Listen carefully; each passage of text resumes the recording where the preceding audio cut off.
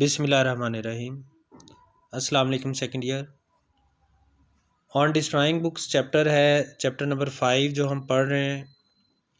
और ये 12-20 जहाँ पे डेट लगी है यहाँ तक कल हमने इसकी रीडिंग की थी।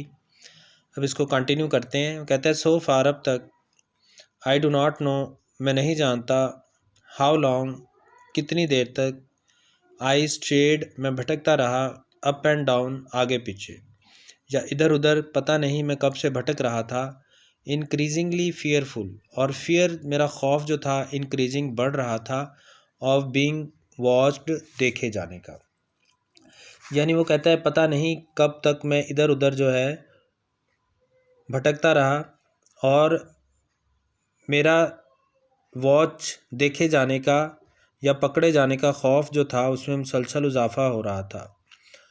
समनिंग अप, समन होता है कलेक्ट जमा करना, करज हौसला, to take the plunge, to take the plunge का मतलब होता है कि मुश्किल काम सर अंजाम देना, to perform some difficult duty, and quailing और पीछे हट जाता, श्रिंकिंग, फ्रॉम इट इससे, एट द लास्ट मोमेंट आखिरी लम्हे पर। ठीक है जी, मैं हौसला जमा करता ये मुश्किल काम सर अंजाम देने का और फिर एन आखिरी लम्हे पर पीछे हट जाता। एट लास्ट आखिरकार, आई डिड इट मैंने ये कर दिया, आखिरकार मैंने ये काम कर दिया। इन द मिडल दरमियान में, of Chelsea bridge, Chelsea bridge के, देर वर प्रोजेक्टिंग सर्कुलर बेज। प्रोजेक्टिंग का मतलब आगे को बढ़े हुए, सर्कुलर गोल, और बेज का मतलब छज्जे, जैसे टेरेस नुमा जगह बनी होती है वहाँ पर बैठने के लिए, विथ सीट्स इन दैम जिनके ऊपर सीट्स थी, नशिस्तें थी, कुर्सियाँ रखी गई थी। ठीक है, चेल्सिया ब्रिज के दरमियान में वहाँ पर आगे बढ़े हुए गोल छज्जे थे जिनके ऊपर नशिस्तें थीं, सीटें थी, कुर्सियाँ थीं। इन माई एग्नी ऑफ डिसीजन, एग्नी का मतलब करब, करब पेन, अजियत, ऑफ डिसीजन फैसले के करब में, आई लेफ्ट द एम्बैकमेंट मैंने पुश्ते को छोड़ा, एंड हिस्सनड स्ट्रेट और सीधा तेज़ी से गया, for the first of these in कुर्सियों में से पहली कुर्सी पर। यानी वो जो नशिस्तें रखी हुई थी मैं तेज़ी से उनमें से पहली नशिस्त पर गया। व्हेन आई रीच्ड इट जब मैं वहाँ पहुँचा, आई नेल्ट ऑन द सीट, तो मैं नेल्ट का मतलब होता है घुटनों के बल बैठना, ऑन द सीट उस नशिस्त पर मैं घुटनों के बल बैठ गया। लुकिंग ओवर ऊपर देखते हुए, आई हेजिटेटेड अगेन, यानी उसके साथ ही वो छोटी दीवार थी और फिर दरिया था, तो मैं उन घुटनों के बल उस कुर्सी पर बैठ गया और मैंने ऊपर देखा, हेजिटेटेड अगेन, और मैं फिर हेजिटेट कर गया, यानी फिर घबरा गया, डर गया, हिचकिचा गया। But I had reach the turning point, लेकिन मैं फैसला कुन मोड़ पर पहुंच चुका था। टर्निंग पॉइंट का मतलब फैसला कुन मोड़, लेकिन अब मैं फैसला कुन मोड़ तक पहुंच चुका था। वट क्या, आई थॉट सैवेजली मैंने सोचा, सैवेजली वहशियाना अंदाज में, मैंने वहशियाना अंदाज में सोचा, अंडर द रेजोल्यूट मास्क इस पुख्ता अज़म वाले नकाब के पीछे, that you show your friend जो तुम अपने दोस्तों को दिखाते हो। यानी वो अपने आप से ये कह रहा है, अपने आप से कह रहा है कि तुमने ये जो एक पुख्ता आज़म वाला नकाब पहना हुआ है अपने दोस्तों को दिखाने के लिए, इसके पीछे is there really a shrinking and contemptible coward, shrinking पीछे हटने वाला, हेजिटेंट, एंड कॉन्टेम्प्टिबल काबिल नफ़रत, हेटफुल, कॉवर्ड बुज़दिल है।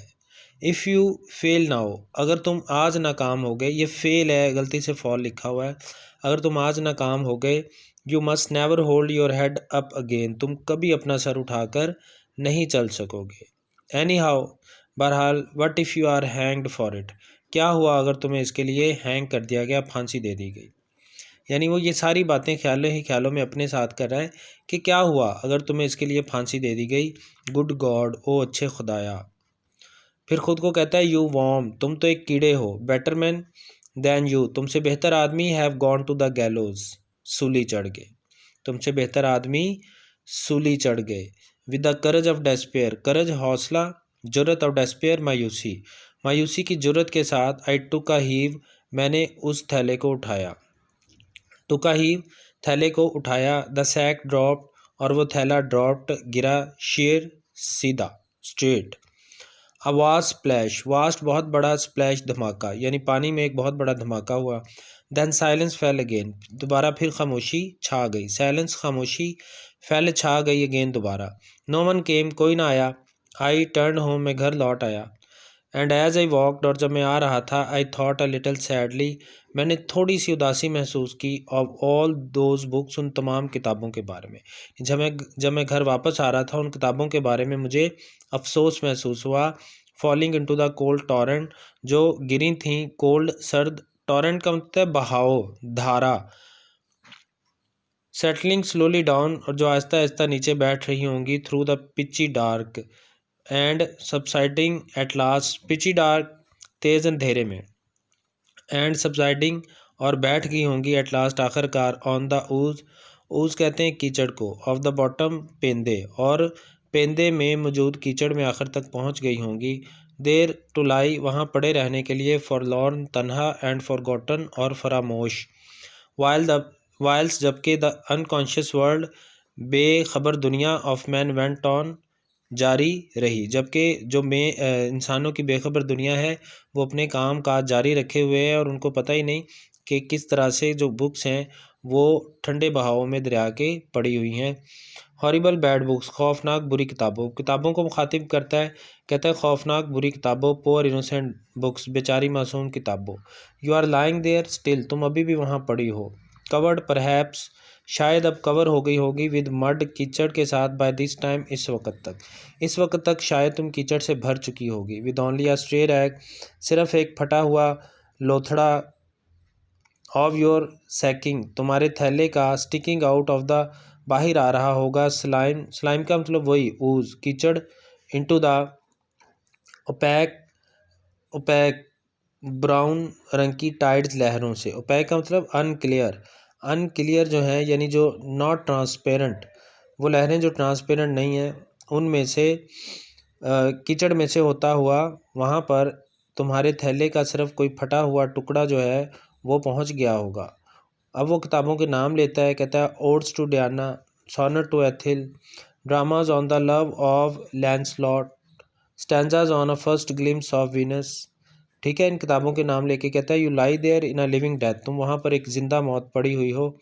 And your fate is perhaps worse, और तुम्हारी किस्मत शायद ज़्यादा बदतर है। दैन यू डिज़र्व्ड, जितना कि तुम मुस्तहिक थी। ठीक है, किताबों के नाम लेके कहता है तुम लोग अभी तक वहाँ पर पड़ी हुई हो एक जिंदा मौत, और शायद तुम लोगों की किस्मत उससे ज़्यादा बदतर निकली जितना कि तुम मुस्तहिक थी। ठीक है जी बेटा, कल इसके क्वेश्चन आंसर करेंगे। अल्लाह हाफिज़।